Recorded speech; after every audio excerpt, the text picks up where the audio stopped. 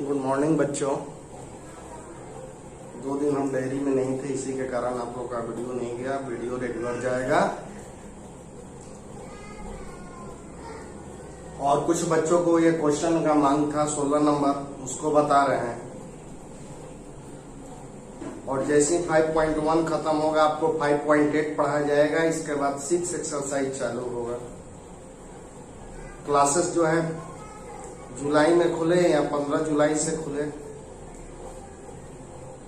अभी तो 1-2 आदमी कह रहा है 15 अगस्त, लेकिन देखते रहिए, पेपर पढ़ते रहिए कब खुलेगा। लेकिन यही जुलाई में खुलना चाहिए मेरे अनुमान से। अब देखिए इधर 16 नंबर क्वेश्चन में जो है आपको दिया हुआ है, पूछ रहा है फलन के असंतत बिंदु। तो इसके लिए तो लैंग्वेज लिखना ही पड़ेगा। इट इज कांस्टेंट, ये वाला दोनों कांस्टेंट फंक्शन है, एक्स नहीं है, ये दोनों कांस्टेंट फंक्शन है। और इसमें एक्स है तो ये लीनियर फंक्शन है। एक्स पे पावर 1 है तो इसको लीनियर फंक्शन कहेंगे। एक्स से अधिक पावर रहता तो पॉलिनोमियल फंक्शन होता, बहुपदीय फलन होता। तो ये जो है -2 और 2 कांस्टेंट फंक्शन है और 2x जो है लीनियर फंक्शन है। और ये सब का ग्राफ सीधा स्ट्रेट लाइन आता है। सो it is continuous for all value of x. तो इसलिए सभी x के मान के लिए कंटिन्यूअस होगा। लेकिन ये देख रहे हो क्वेश्चन पे ये फलन कहाँ बदल रहा है। x बराबर -1 और x बराबर 1 पर एक फंक्शन चेंज हो रहा है। x बराबर -1 और x बराबर 1 पर एक फंक्शन चेंज हो रहा है। इसलिए x बराबर -1 और x बराबर 1 इसका डाउटफुल पॉइंट है। यहीं पे हो सकता है कि डिसकंटिन्यूअस हो। So check continuity at x equal to -1 and x equal to 1। Hindi में जानिए ये अचर और रैखिक फलन है। ये दोनों अचर फलन कहलाता है और ये वाला रैखिक कहलाता है। जिसमें x नहीं है वो अचर फलन है। और ये सब का ग्राफ एक सरल रेखा आता है, खींचिएगा तो इसलिए कंटिन्यूअस होता है। लेकिन यहाँ पे -1 और +1 पर एक फंक्शन बदल रहा है, इसलिए यहीं पे डिसकंटिन्यूअस असंतत होने का चांस है। इसलिए x बराबर -1 और x बराबर 1 पर इसकी कंटिन्यूटी चेक कर रहे हैं। तो चलिए x बराबर 1 पर आप चेक करेंगे, x बराबर -1 पे हम चेक कर रहे हैं। तो x बराबर -1 से हल्का बड़ा, तो -1 से हल्का बड़ा में आप कौन सा फंक्शन लोगे? 2x। जब x का वैल्यू -1 से हल्का बड़ा रहेगा तो फंक्शन आपका 2x हो जाएगा। यहां देखिए -1 से बड़ा तो 2x और -1 से छोटा तो -2। x से बड़ा तो 2 लेना होगा और 1 से छोटा तो 2x लेना होगा। तो -1 से हल्का बड़ा हमने क्वेश्चन लिया 2x, लिमिट लिया तो x के जगह पे -1 का वैल्यू -2 आ गया। अब -1 से छोटा तो फंक्शन का वैल्यू -2 लिए। लिमिट लोगे तो x तो कहीं है नहीं, तो -2 का -2 रह जाएगा। अब x बराबर -1, तो ये देखो बराबर वाला सूचित करता है। x बराबर -1 तो फंक्शन का वैल्यू क्या है? -2। तो -1 से हल्का बड़ा, -1 से हल्का छोटा और -1 तीनों जगह फंक्शन का वैल्यू -2 है। इसलिए ये 1 पर -1 पर कंटिन्यूअस फंक्शन है। और x बराबर 1 पर भी आपको ये फंक्शन कंटिन्यूअस होगा, क्योंकि उस तीनों केस में वैल्यू 2, 2, 2 आएगा। तो उसको चेक कर लीजिएगा। फंक्शन कंटिन्यूअस आएगा तो लिख दीजिएगा कि इस फलन में कोई असंतत बिंदु नहीं है। या ऐसे भी लिख सकते हैं कि ये फलन संतत फलन है, कहीं भी असंतत नहीं है। -1 और +1 दोनों पे इसका वैल्यू बराबर आएगा, इसलिए दोनों जगह ये जो है संतत है।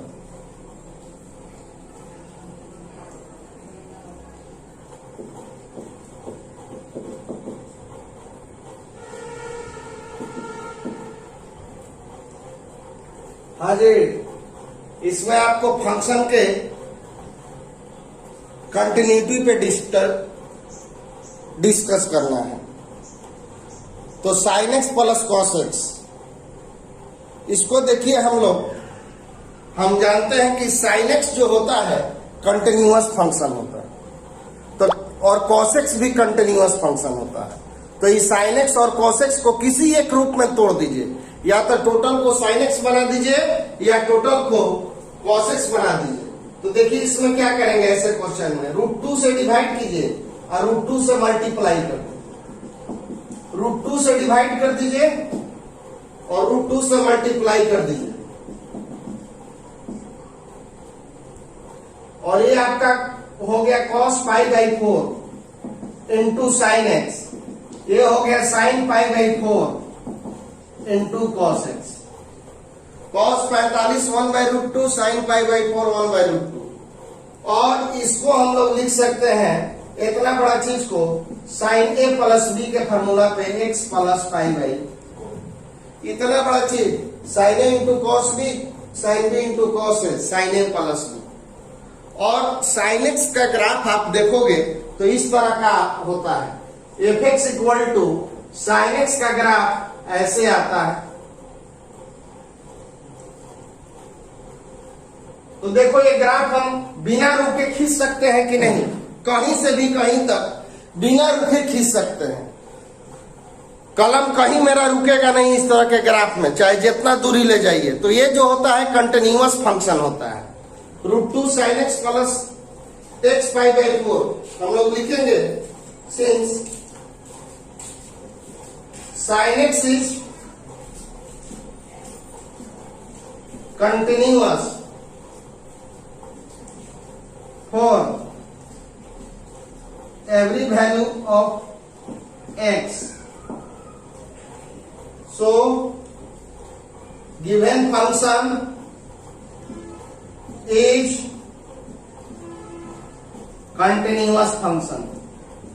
इसलिए जो फंक्शन है आपका कंटिन्यूअस फंक्शन है, चूंकि sin x x के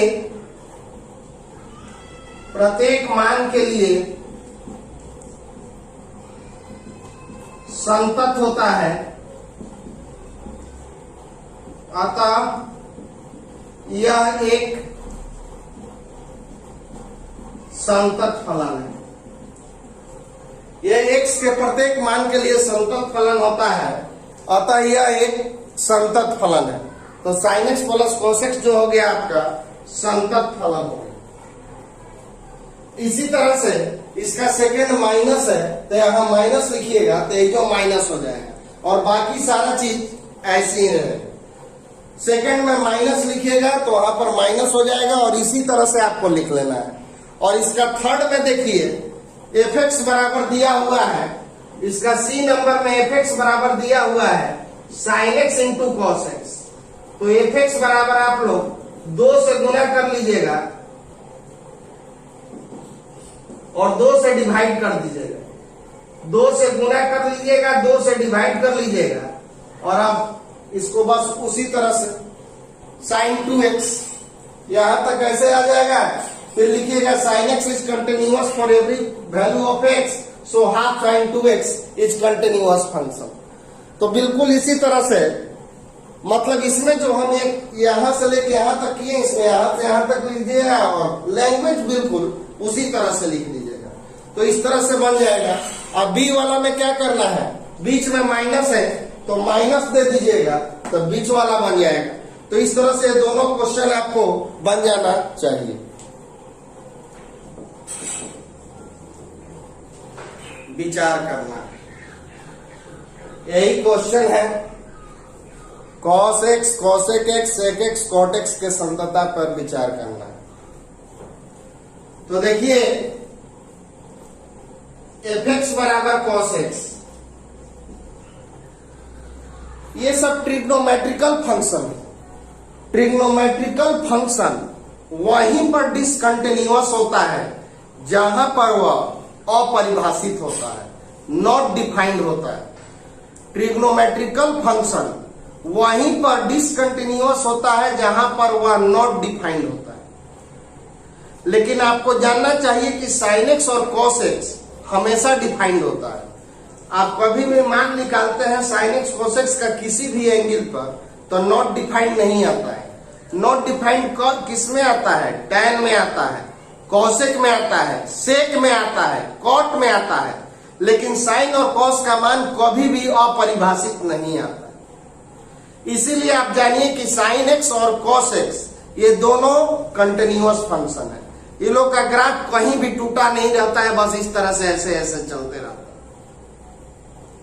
तो साइन एक्स और कॉस एक्स कहीं भी नॉट डिफाइंड नहीं है, इसलिए साइन एक्स और कॉस एक्स जो है हर पॉइंट पर कंटिन्यूअस होगा।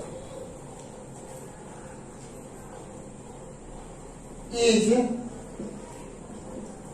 Defined for all value of x, so it is continuous function। f(x) बराबर cos x, x के प्रत्येक मान के लिए परिभाषित होता है, अतः यह x के प्रत्येक मान के लिए संतत फलन होगा। f(x) बराबर cos x, x के प्रत्येक मान के लिए परिभाषित होता है, अतः यह x के प्रत्येक मान के लिए संतत फलन होगा। साइन एक्स और कॉस एक्स याद रखिएगा कि साइन एक्स और कॉस एक्स कहीं भी अपरिभाषित नहीं होता है, इसलिए ये प्रत्येक मान के लिए संतत फलन होगा। ट्रिग्नोमेट्रिकल फंक्शन वहीं पर डिसकंटिन्यूअस होता है जहां पर अपरिभाषित होता है, लेकिन साइन एक्स और कॉस एक्स का मान कभी भी आपको अपरिभाषित नहीं मिलेगा, इसीलिए साइन एक्स और कॉस एक्स हमेशा कंटिन्यूअस फंक्शन होगा। साइन एक्स का ग्राफ देखोगे तो ये वाला है, कहीं भी टूटा हुआ नहीं रहेगा, और कॉस का भी ग्राफ इसी तरह से होता है, कहीं भी टूटा हुआ नहीं। तो साइन और कॉस का ग्राफ इसी तरह का होता है, इसलिए ये प्रत्येक बिंदु पर जो है संतत हो।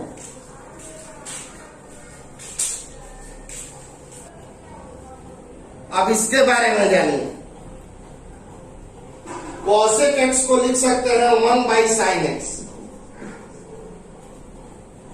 ये फलन नॉट डिफाइन होगा जब sin x इक्वल टू 0। जब नीचे वाला 0 रहेगा तब फंक्शन नॉट डिफाइंड होगा।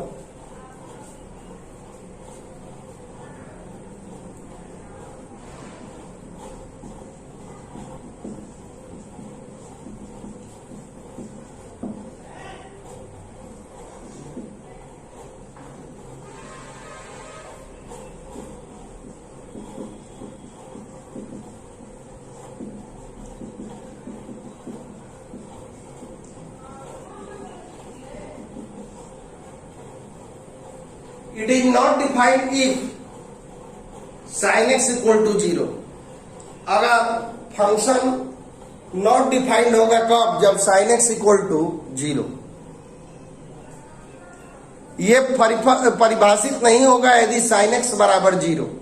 और sin x बराबर 0 आपको एक फार्मूला आपको याद होना चाहिए, 11th क्लास में बताए थे कि sin x बराबर 0 तो x बराबर n पाई, तो x बराबर होगा n पाई। कैसे?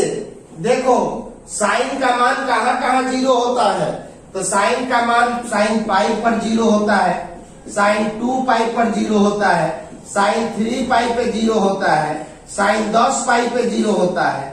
यानी ये साइन का मान कब कब 0 होगा? तो एगो दूगो वैल्यू पे नहीं होता है, लाखों वैल्यू पर होता है।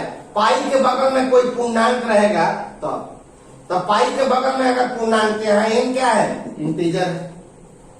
अगर जब जब पाई के बगल में कोई पूर्णांक रहेगा साइन का मान 0 होगा, तो पाई के बगल में ये n क्या है? आपका इंटीजर है, n बिलोंग्स टू j।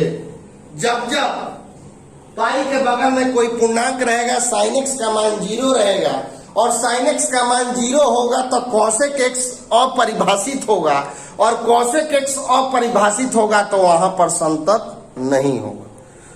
तो ये जो फंक्शन है f(x) बराबर cos x को 1/sin x लिखेंगे, और sin x जो है तब 0 होगा जहां पर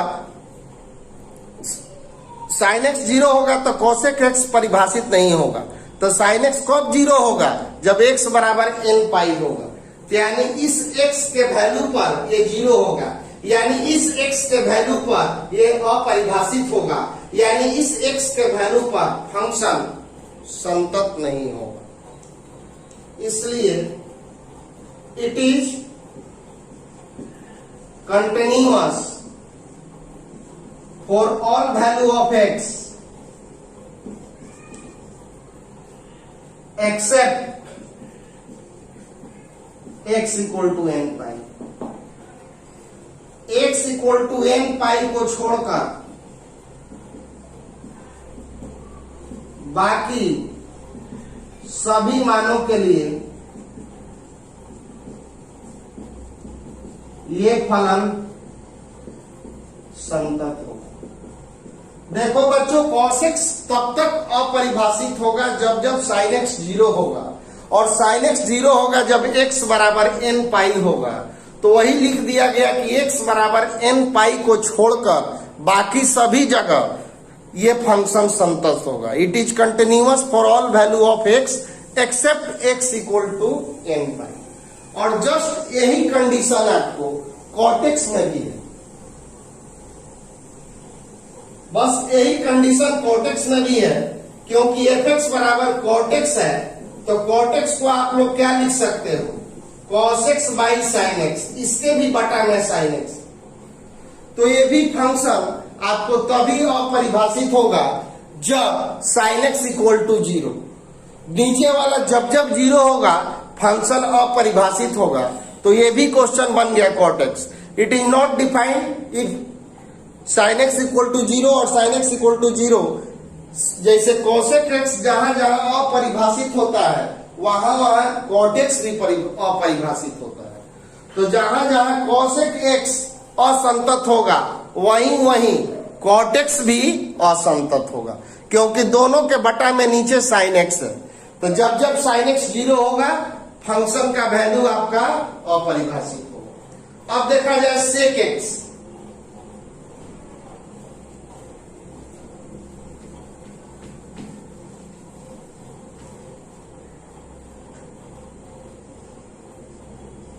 sec x को लिखेंगे 1 by cos x। f x बराबर sec x को लिखेंगे 1 बाई cos x। तो it is not defined if इसके नीचे कौन है cos x। तो जब cos x 0 के बराबर होगा तो ये नॉट डिफाइंड होगा।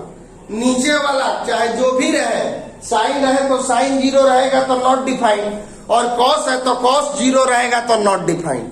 तो ये फंक्शन आपको तब नॉट डिफाइंड होगा जब cos x इक्वल टू 0। और cos x का मान 0 कहां कहां होता है बताइए? cos x का मान बच्चों 0 होता है पाई बाई 2 पर, cos 3 पाई बाई 2 पर, cos 5 पाई बाई 2 पर, cos 7 पाई बाई 2 पर। यानी पाई बाई 2 के बगल में जब जब ऑड संख्या रहेगा तब तब cos का मान 0 होगा। cos का मान कोई ये वो दो बिंदु पर 0 नहीं होता है, पाई बाई 2 के बगल में ऑड संख्या।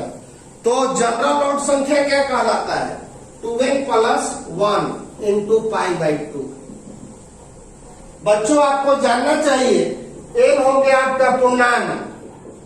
अगर हमको सम पूर्णांक को डिनोट करना होगा तो 2n, ये सम पूर्णांक हो गया। और अगर विषम पूर्णांक को सूचित करना है तो 2n प्लस 1 ऑड इंटीजर। ये आपका हो गया ऑड, ये इवन, ये इंटीजर।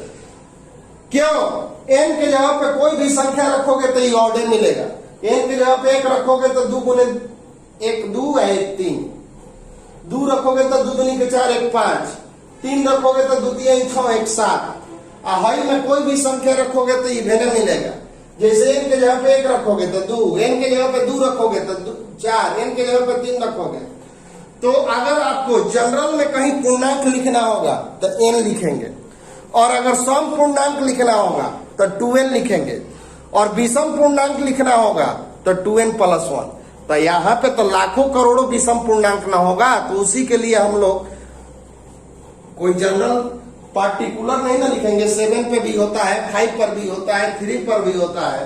तो दुनिया के सारे पूर्णांक को डिनोट किया जाता है 2n+1। तो π/2 के बगल में विषम यानी π/2 के बगल में 2n+1, यानी ये फंक्शन इस वैल्यू पे अपरिभाषित होगा। तो ये फंक्शन इस वैल्यू पर असंतत होगा। तो इसीलिए हम लोग लिखेंगे it is continuous for all value of x except x equal to 2n+1 π/2। x equal to 2n+1 π/2 को छोड़कर x के सभी मान के लिए क्या होगा? कंटिन्यूअस होगा। 2n+1 π/2 को छोड़कर x के सभी मान के लिए फंक्शन क्या होगा? कंटिन्यूअस होगा।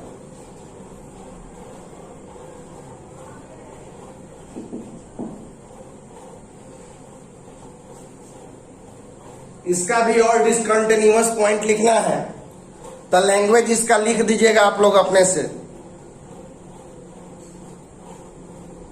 ये इसका लैंग्वेज आप लोग अपने से लिख दीजिएगा।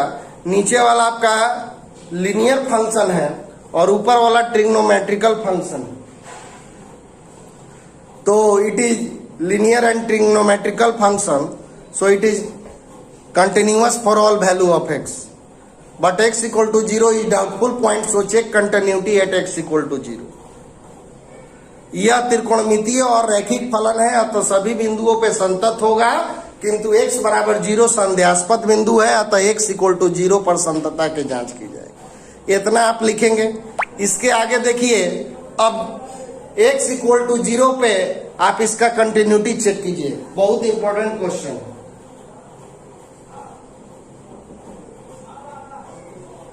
Check continuity at x equal to 0। x equal to 0 पे चेक किया जाए। RHL limit x tends to 0 plus fx। x का वैल्यू 0 से हल्का बड़ा,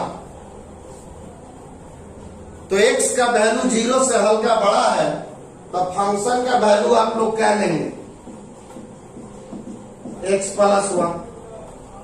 x का वैल्यू 0 से हल्का बड़ा है, तो 0 से हल्का बड़ा पर फंक्शन का वैल्यू x+1। अब टेक लिमिट लीजिएगा आप। x के यहां पे 0 रख दोगे तो वैल्यू 1 आ गया। LHL 0 से हल्का छोटा, और यहीं पे आकर अक्सर बच्चे गलत कर देते हैं। 0 से हल्का छोटा में आपको फंक्शन लेना है sin x/x। 0 से जब हल्का छोटा है तब फंक्शन लेना है आपको sin x/x, और यहाँ पे एक लिमिट का फॉर्मूला लगता है। एक लिमिट का आपको फॉर्मूला बताया गया है। Limit x tends to 0 sin x/x का वैल्यू 1 होता है। Limit x tends to 0 sin x/x का वैल्यू 1 होता है। तो limit x tends to 0 minus sin x/x, एक लिमिट कीजिएगा तो इतने का वैल्यू 1 आ गया। अब आप x बराबर 0 पे चेक कीजिए। x बराबर 0, ये वाला बराबर है x+1, तो एक 0 लीजिएगा तो 0+1 बराबर 1 है। तो हम देख रहे हैं RHL बराबर LHL बराबर आ गए f0। So it is continuous function for all value of x। x के प्रत्येक मान के लिए संतत फलन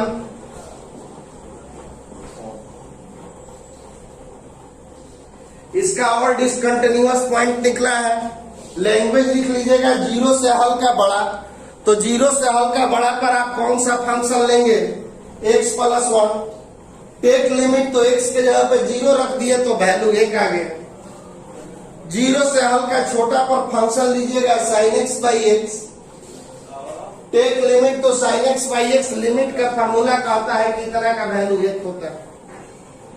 जब x बराबर जीरो लीजिएगा तो फंक्शन का वैल्यू x प्लस 1। तो एक जीरो लीजिएगा तो 1 आ गया, तो ये तीनों का वैल्यू बराबर आ गया। सो it is continuous function for all value of x।